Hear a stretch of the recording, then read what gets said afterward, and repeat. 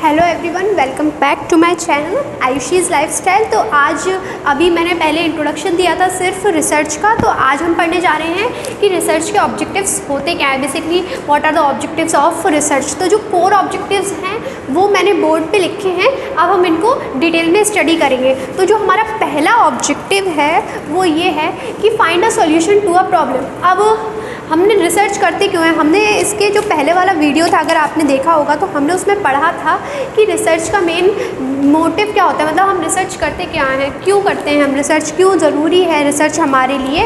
तो अब हम करेंगे कि find a solution to a problem. हर किसी के पास कोई ना कोई प्रॉब्लम होती है, एवरीवन हैज़ अ प्रॉब्लम, सब किसी ना किसी प्रॉब्लम से डील कर रहे होते हैं। तो इसीलिए हमें ज़रूरत होती है सॉल्यूशन फाइंड करने के लिए। तो हमारा जो कोर ऑब्जेक्टिव होगा वो क्या होगा कि किसी भी प्रॉब्लम जो है उसका सल्यूशन फाइंड करने के लिए हम क्या करते हैं, रिसर्च करते हैं। तो रिसर्च क्यों की जाती है, सल्यूशन फाइंड करने के लिए। किसी भी प्रॉब्लम का सल्यूशन फाइंड करने के लिए हम क्या करते हैं, इसका सल्यूशन फाइंड करने के लिए हम क्या करते हैं, रिसर्च करते हैं। तो कॉज एंड इफेक्ट रिलेशनशिप है, ये क्या है, हमारा कॉज है, प्रॉब्लम क्या है, हमारी कॉज है, मतलब इसके वजह से ये कॉज है और हमें इसको क्या करना है, सॉल्व करना है, हमें इसका आंसर लेके आना है, या फिर हमें इसके बारे में हमें इसका सॉल्यूशन प्रोवाइड करना है। कोई एक प्रॉब्लम है, फॉर एग्जांपल अगर मैं इसको अच्छे से एक्सप्लेन करूँ एग्जांपल के लिए, तो हम इसमें एग्जांपल ले सकते हैं ग्राउंड वाटर का।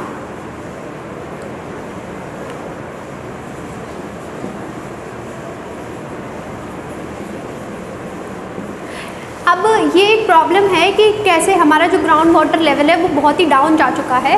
तो ये एक प्रॉब्लम है हमारे पास। एक प्रॉब्लम क्या है कि ग्राउंड वाटर लेवल, अब जो हमारा ग्राउंड वाटर का लेवल है वो बहुत नीचे जा चुका, मतलब बिल्कुल ही डाउन जाता जा रहा है। जैसे हम लोग समर्स में यूजुअली देखते हैं कि हर जगह ग्राउंड वाटर क्या होता है कि चला जाता है, सब जगह क्या होता है, प्रॉब्लम आती है ग्राउंड वाटर की कि ग्राउंड वाटर जो है हमारा पानी का लेवल चला जाता है, या फिर बहुत से लोग क्या चला जाता है, कम हो जाता है और जो पानी है वो आना बंद हो जाता है। तो हम क्या करते हैं, ये हमारी क्या है, प्रॉब्लम है, ये क्या है, हमारी जो प्रॉब्लम है वो ये है। तो अब हम इसको सॉल्व, जो हम इसका सॉल्यूशन देंगे वो क्या होगा, जो हम इसको कैसे हम इसको सेव कर सकते हैं, अब हम इस ग्राउंड वाटर को कैसे सेव कर सकते हैं, ये होगा सॉल्यूशन। और यही है हमारा ऑब्जेक्टिव रिसर्च का कि हमें क्या करना है, हमें सॉल्यूशन देना है किसी भी प्रॉब्लम का। किसी भी प्रॉब्लम का सॉल्यूशन देने को हम क्या बोलते हैं, इसका ऑब्जेक्टिव होता है। रिसर्च क्यों करी जाती है, किसी भी प्रॉब्लम का सॉल्यूशन देना। ये सिर्फ एक प्राइमरी ऑब्जेक्टिव है, इसको हम मतलब एक कोर ऑब्जेक्टिव जो बोलते हैं ना वो यही होता है। तो अब हम इसका, अगर हमारे पास ग्राउंड वाटर कम है, अब ग्राउंड वाटर का लेवल जो है वो डाउन होता जा रहा है, तो हम क्या करेंगे, हम लोग ऐसा कर सकते हैं कि ग्राउंड वाटर जनरेट करने के लिए जो हमारा घर का जो किचन का वेस्टेज वाटर है, या फिर जो भी हम अपने क्लोथ्स वगैरह, वॉशिंग क्लोथ्स है, उसका जो भी पानी आता है वो सब हम क्या कर सकते हैं, हम अपने घर में एक छोटा सा पूल या फिर छोटा सा मतलब कुआं वगैरह बनवा के, या फिर थोड़ा सा मतलब एक छोटा सा गड्ढा करके उसमें वो पानी डालते जाएं, जहाँ पे हमारे बोरिंग्स लगी हुई हैं, मशीन्स लगी हुई हैं उनके बगल में, या फिर मतलब थोड़ा सा एरिया हमें निकालना होगा और वहाँ पे हमें वो जो हमारा पानी का वेस्टेज हो रहा है उस पानी को वेस्ट ना करके हम नालियों में बह के, या फिर फालतू का जो पानी वेस्टेज होता रहता है उसकी जगह उसको सही तरीके से यूटिलाइज़ कर सकते हैं हम, क्या करके, हम उस पानी को उसमें डाल के। या फिर जो हमारी रेन वाटर होती है उसको हम क्या कर सकते हैं कि जो रेन वाटर आ रहा है, वाटर जो आता है वो टेरेस पे से वेस्ट होके मतलब जाए, वेस्ट होने से अच्छा है कि हमारे घर के किसी गार्डन में या किसी एक कोने में वो क्या हो पूरी तरीके से ऑब्जर्व होता जाए एंड वो इकट्ठा होता जाए ग्राउंड में, ज़मीन पे। इकट्ठा करने का मतलब ये नहीं है कि आपने किसी बकेट में या फिर किसी बहुत बड़े ड्रम वगैरह में स्टोर कर लिया, नहीं, वो एक स्टोरेज नहीं है, वो उसका हम यूज़ नहीं कर सकते। लेकिन हाँ, हमें अपनी ज़मीन को देना है, मतलब हमें ग्राउंड में पानी को देना है, हमें ग्राउंड लेवल वाटर में को जो है ना उसको लेवल पे लेके आना है। तो उसके लिए हमें ग्राउंड में ही वो पानी को डिस्पोज करना पड़ेगा, तो उसके लिए ज़मीन में गड्ढा खोद के हम उस चीज़ के थ्रू कर सकते हैं। तो ये था हमारा पहला ऑब्जेक्टिव कि क्या कहते हैं, हम इस तरीके से कर सकते हैं। अब आते हैं हम अपने दूसरे ऑब्जेक्टिव की तरफ। तो ये है हमारा to get familiar with the phenomena. अब फिनोमेना मतलब क्या होता है कि कोई भी प्रॉब्लम है उससे कैसे हम कोई फैक्ट, फिनोमेना मतलब यहाँ पे फैक्ट, कि हम किसी फैक्ट से, किसी भी तरीके के एक फैक्ट है, फिगर है, किसी भी चीज़ से, उससे हम कैसे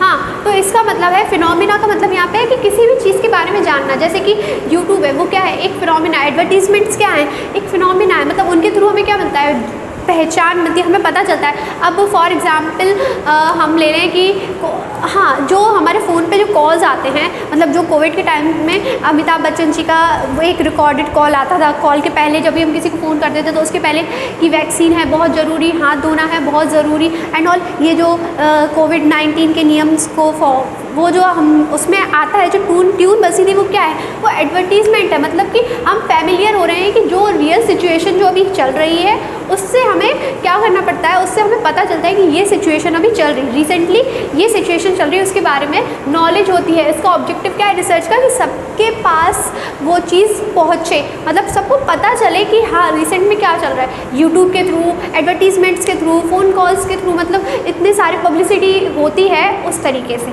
अब आते हैं हम अपना थर्ड पे, aims to describe the characteristics of a particular individual situation और अ ग्रुप। मतलब कि इसका एम होता है रिसर्च का कि डिस्क्राइब करना, मतलब डिटेल नॉलेज देना किसी कैरेक्टरिस्टिक्स, किसी एक इंडिविजुअल का भी हो सकता है, प्रॉब्लम किसी इंडिविजुअल की भी हो सकती है, कोई ग्रुप रिलेटेड भी हो सकती है और कोई सिचुएशन भी हो सकती है।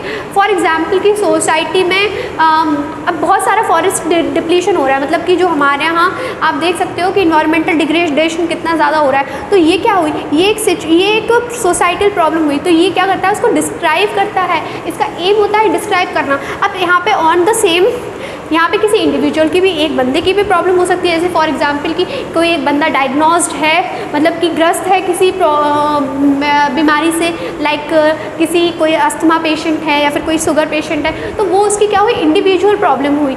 एंड तो ये रिसर्च क्या करता है, उसकी इंडिविजुअल प्रॉब्लम के लिए मेडिसिन अलग बनाएगा, लेकिन जब कोई कम्युनिटी में जब प्रॉब्लम आती है तो वो ग्रुप हो जाती है, और कोई ऐसी सिचुएशन जो अनअवॉइडेबल हो तो वो भी हमारे रिसर्च का एम होता है कि हम उसको मतलब एम करते हैं कि हम उसको एलिमिनेट करें, ख़त्म करें। अब हम आते हैं हमारे फोर्थ पे, जो हमारा फोर्थ कोर ऑब्जेक्टिव्स है, ये सारे मतलब जो मेन ऑब्जेक्टिव्स जिनको हम बोलेंगे ना वो यही हैं। टू डिटरमाइन द फ्रीक्वेंसी, मतलब कि कितना रेंज, फ्रीक्वेंसी मतलब रेंज, फ्रीक्वेंसी हम लोगों ने मीन मीडियन मोड वाली फ्रीक्वेंसी भी होती है एक, और एक फ्रीक्वेंसी तो हम मतलब एक एम करें, डिटरमाइन करें हम फ्रीक्वेंसी को। तो फ्रीक्वेंसी हम कैसे डिटरमाइन कर सकते हैं, मतलब कि हमें लो फीवर है, देखो हमें इसका एग्जांपल हम फीवर से लेके चलें। फॉर एग्जांपल लो फीवर है यहाँ पे,